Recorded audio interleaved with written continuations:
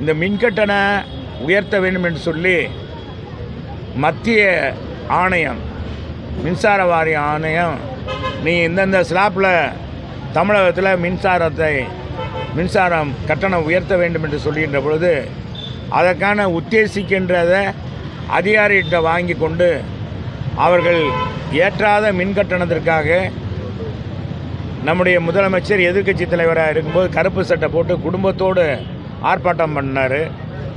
இன்றைக்கி அவருடைய ஆட்சி காலத்தில் பார்த்தீங்கன்னா ஆண்டுக்கு ஒரு முறை, இப்போ 3 முறை இவங்க வந்த பிறகு மின்கட்டணம் உயர்த்தியிருக்காங்க. இதில் பீக் ஹவர்ஸ் வேறு, இது மாதிரி ஸ்லாப் சிஸ்டத்தில் வேறு மின்கட்டணம் உயர்வு அளித்திருக்காங்க. இந்த 40 தொகுதியிலும் நாடாளுமன்ற தொகுதியிலும் வாக்களித்து வெற்றி பெற செய்த மக்களுக்கு பரிசாக ஒரு பக்கம் கொடுத்திருக்கிறார் என்பது தான், இதுதான் கட்டண உயர்வு தான் பரிசாக கொடுக்கப்பட்டிருக்கு என்பது